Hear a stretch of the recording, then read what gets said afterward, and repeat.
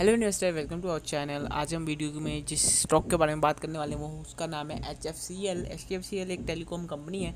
Basically एक full flash telecom company नहीं है। ये टेलीकॉम कंपनी वैसे तरीके की है जो ये अपने सर्विसेज प्रोवाइड करती है दूसरे टेलीकॉम सेक्टर्स में, यानी एयरटेल, जियो या रिलायंस, जो भी आप सेक्टर्स जो टेलीकॉम प्लेयर्स है उस सेक्टर में ये डील करती है।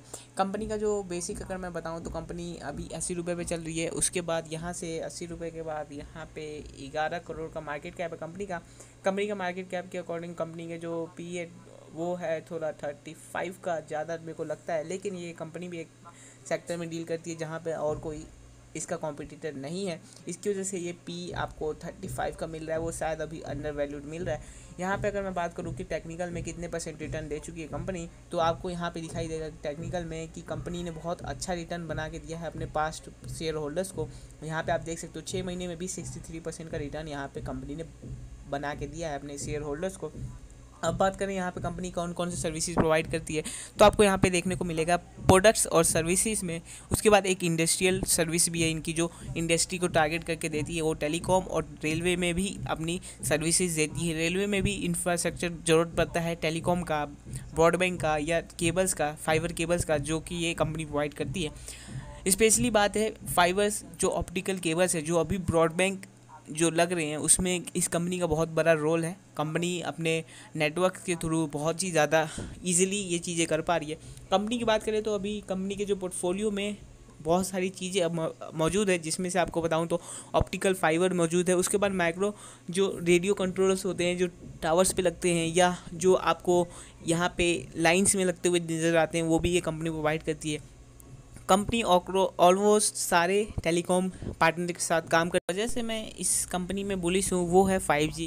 बिकॉज़ यहाँ पे 5G का जो नेटवर्क एरिया है, कवरेज एरिया है, वो आपके 4G से बहुत ही ज़्यादा डिफरेंट होता है। 5G में जो एरिया ऑफ कवरेज होता है वो कम होता है, जिसकी वजह से ज़्यादा टावर्स और ज़्यादा इंस्टॉलेशन की रिक्वायरमेंट होती है। वहाँ पे आपको स्पेंडिंग ज़्यादा करनी होती है as comparison to 4G। 4G आपको चीपेस्ट मिल जाता है। अगर मैं कंपनी साइड से बात करूँ तो 4G देने के लिए बहुत चीप रेट में दे सकते हैं, लेकिन 5G के लिए वहाँ पे आपको जो नेटवर्क कवरेज एरिया स्मॉल हो जाता है, इसकी वजह से आपको जो यहाँ पे आपको चार्जेस लगते हैं पर नेटवर्क पे वहाँ पे इंक्रीज़ हो जाते हैं, जिसका डायरेक्ट फ़ायदा मिलता है HFCL जैसी कंपनियों को। यहाँ पे कंपनी अपने जो नेटवर्क्स हैं उसके लिए ज़्यादा चार्ज कर सकती है, और जो कि ये करेगी 5G में आपको ज़्यादा पैसे देने पड़ेंगे एज़ कम्पेरिजन टू 4G। तो यहाँ पे आप अच्छा खासा ग्रोथ देख सकते हैं कंपनी के बॉटम लाइन में भी। यहाँ पे मैं अगर बात करूँ कंपनी के आगे आने वाले समय के लिए, तो यहाँ पे अभी कंपनी का जो सेल्स है 52% के हिसाब से बढ़ता हुआ नज़र आ रहा है। अभी यहाँ पे नीचे बात करें हम क्वार्टरली रिजल्ट्स पे, तो यहाँ पे आपको देखने को मिलेगा 2009 से, यानी 2019 से आपको जो सेल्स है वो बढ़ती हुई नज़र आ रही है। जो एक स्लो डाउन आया था इकोनॉमी का, उसमें इस कंपनी को भी इफेक्ट पड़ा था। तो जो 2018 के पीछे वाले रिजल्ट्स है वो आपको अच्छे लगेंगे, लेकिन 2019 से जो रियल ग्रोथ यहाँ पे कंपनी की चालू हुई है। यहाँ पे अगर बॉटम लाइन की बात करूँ तो 2019 से जो कंपनी का ग्रोथ है सेल्स से प्रॉफिट के अंदर, वो भी अच्छा खासा नज़र आता हुआ दिख रहा है हमें।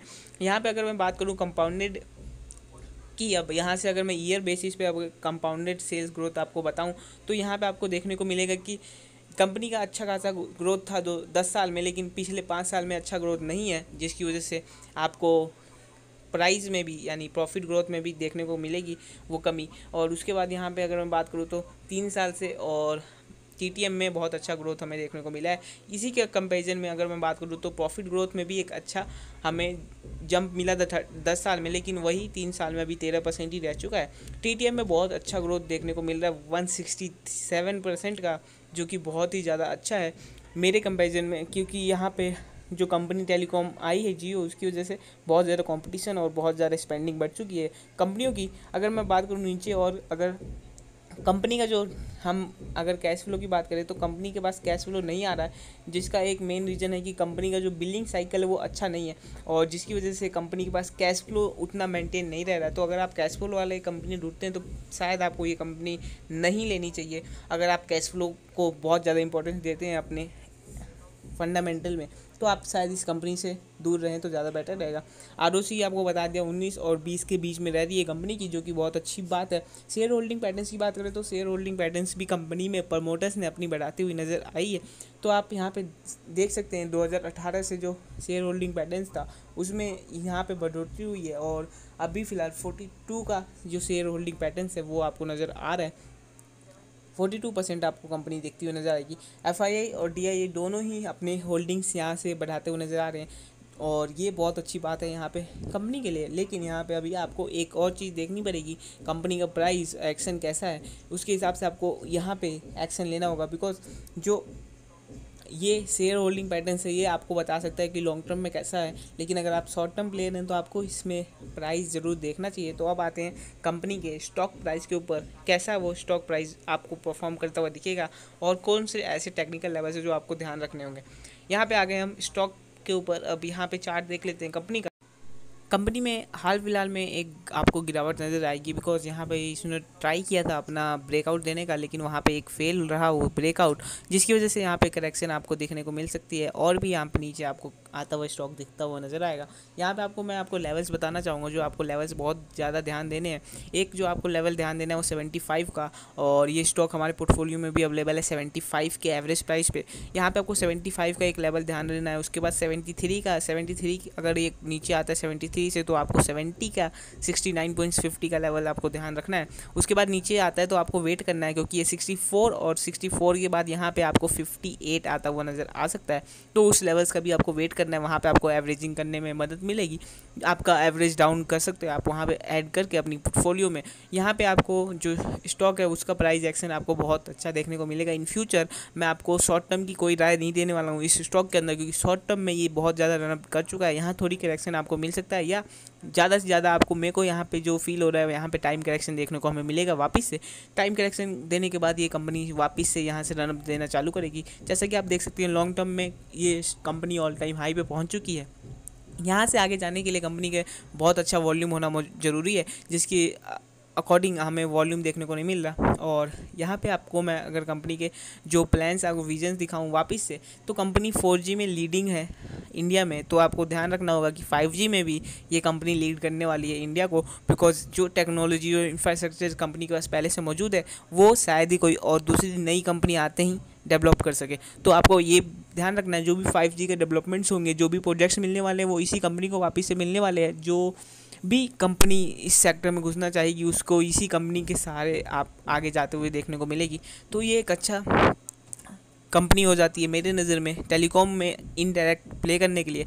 और as called you proxy play, बहुत से लोग प्रॉक्सी प्ले भी बोलते हैं इसको, तो मैं इस कंपनी को एज ए प्रॉक्सी प्ले लेता हूँ टेलीकॉम का। बिकॉज टेलीकॉम चले ना चले ये कंपनी ज़रूर चलेगी, बिकॉज इसके जो प्रोडक्ट्स हैं वो टेलीकॉम से लिंक तो हैं लेकिन टेलीकॉम के जैसे नहीं है। और वहाँ पे इतना कंपटीशन होने के बाद भी ये कंपनी को सारा कंपटीशन का फ़ायदा इसी कंपनी को मिलने वाला है।